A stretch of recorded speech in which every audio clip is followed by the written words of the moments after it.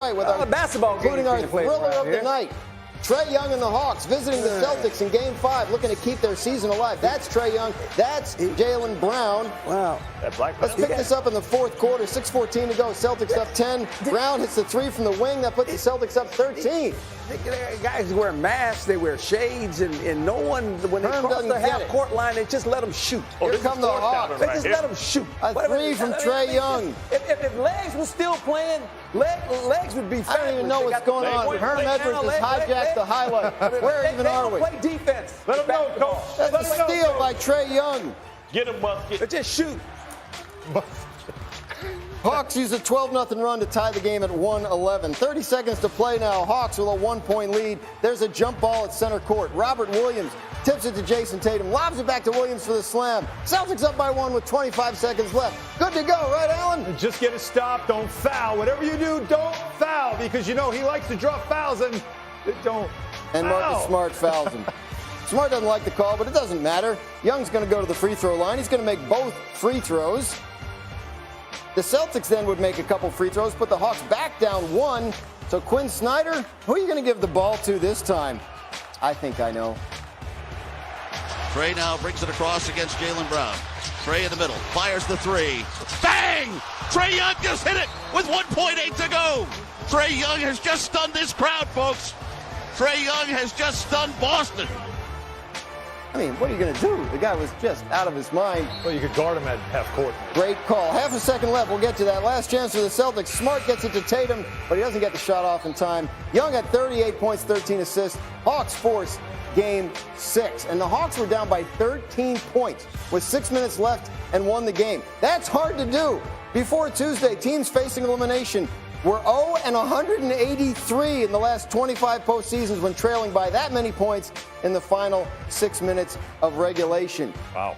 I think Trae Young, we can give him credit for ending that streak pretty much by himself. Legs, what did you see from Trae down the stretch in that game? Let's just talk about the last play and what all goes into that and how it happens, because there's a lot of criticism on the part of the Celtics today, but I'm going to show you kind of why that would be. So it starts off, this is smart. You're just going to get him the ball, much space as possible. It starts right here. Just watch. Quinn Snyder immediately takes his hands and puts them to the side, right? So that indicates to everybody on the floor what this is about to be. It's going to be a 1-4 flat. And guess what? Jalen Brown's looking right at that. So right now, Jalen Brown knows that he's going to be put on an island. He knows there's not a screen coming. It's a 1-4, Trae Young at the top of the key. So Jalen Brown should know now he doesn't have to worry about a screener because he's got Quinn Snyder right in front of him indicating that. So that's the first thing. Now, as Trae starts to come, you're going to see Jalen Brown. Just everything about his body weight is back. He just backpedals. Trae Young obviously watching it. The other thing Trae Young is watching, he's looking right here. Who's going to come, if anybody? And he's not going to do anything in terms of pulling unless he sees somebody start to come at him. And that's exactly what happens right here. Field of vision. Here comes Marcus Smart, the first defender he sees. And as soon as that happens, Trae Young plants his right foot. And that means he's going to this step back. And you can see Jalen Brown's body weight is still back. And he gets a decent contest on this. But Trae Young knows that now he has enough separation to rise up and knock this shot down. So everything was playing into Trae Young's hand and what he wanted to do. Now, look, he made a ridiculous shot from a ridiculous distance, but it's a very makeable shot for Trae Young, not feeling any sort of pressure. The reason I have a problem with what Boston did on that, there were 2 non-shooters on the court for Atlanta. So run someone at Trae Young and dare that guy to make that shot to win the game rather than give the best player on the court, who is hot at the time, to take that shot unimpeded.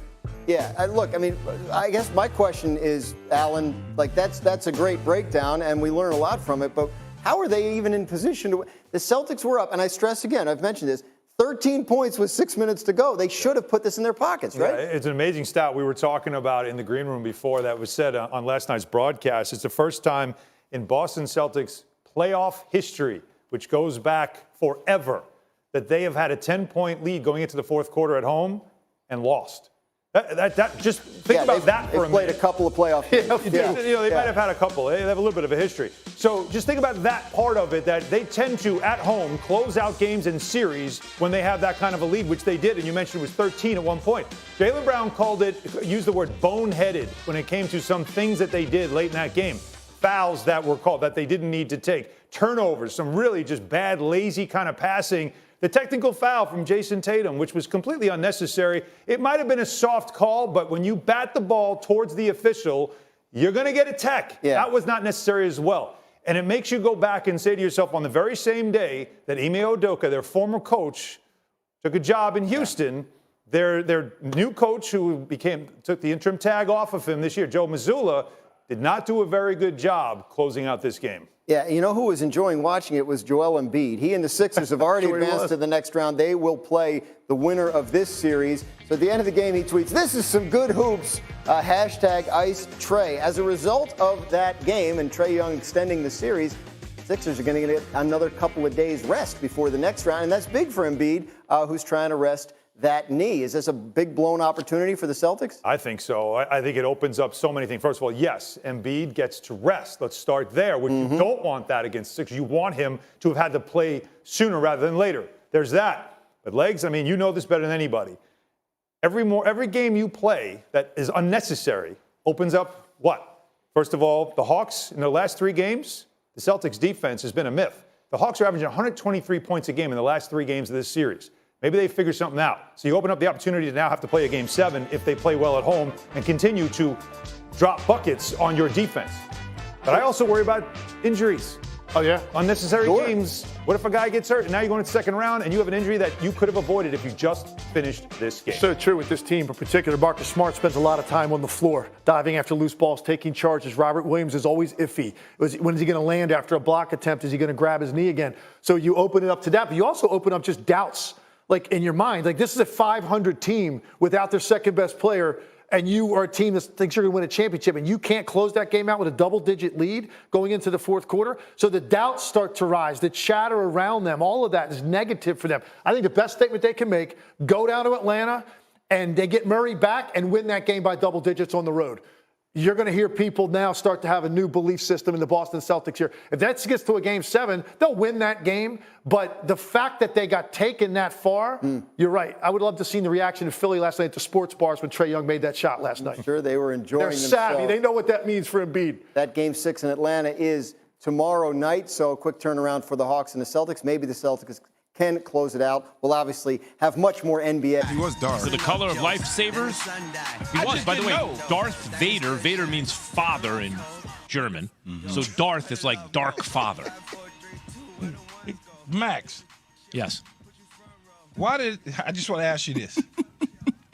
How come it can't be C-O-L-E? How come we have to have C-O-L-D? How come we just saying? Well, phonetically, it kind of is. It's it cold. can be coal. It's cold, right? Yeah. But why do we have to say cold? Well, because there's formal written language. Like cold. Don't you want some kind of standard for language that everyone can agree on, or doesn't No, get I don't need to agree. You don't want standard language? I mean, whatever. Do you hear the language that these young people are speaking with today? I mean, it's all acronyms. It's a problem. People don't understand anything anymore. You see text, you're like, oh, you think that word is I'll be looking up acronyms. I'm like, what does that? Let me go. Yeah, but Google you know this me, acronym Max. real quick. I can care less. You say cold, you say Couldn't cold. I don't care need less. To, Couldn't care less. See, there you go. Right? But that changes the meaning. Couldn't care less. Yes. Like he doesn't know how to speak. Well, no, I don't know how to speak like you. The one that I notice a lot in you. texts with this young generation, with these young whippersnappers, is they'll text, "You are biased," not biased. That you are in fact the idea of bias. There's stuff like that all over the place. All right, Keith. And I don't like it. Keith, tell me if you and Max know what some of these acronyms mean, like Gen Z's slang. You ready? Mm-hmm. TNTL. TNTL. TNTL. Let me look and see what it look like. Yep. TNTL. No, I don't. Trying not to laugh. Okay. G2G. Oh, okay. Wait, say it again. G2G. I'm 2G. 2G. 2G. Key writing them down like an Good old to man go? with his bifocal. Oh, you got it. Yeah. Or gotta go. Same thing. Or good to go, gotta go. Yeah. Okay. YNK. YNK. Well, I might have You to know, remember. or something like that? No? I mean, I don't. I don't know. You never know. Oh, you never know. never okay. know. All right. I said You got know, FOMO. You got FOMO, right? But see, these are good. These are useful for text. I get that. IYKYK. IYKYK. YK. That's one of my favorite Jones, If man. you know, you know. There you go. Yeah, if you know, you know. Yeah, if you know, you know. Okay, y'all got. See, you got a couple. Those are Yeah, good. but I like but stuff don't- like So you that got a because it's couple? useful. Yeah, but I don't text like that. Call me. Jay, did you get that list from like an AOL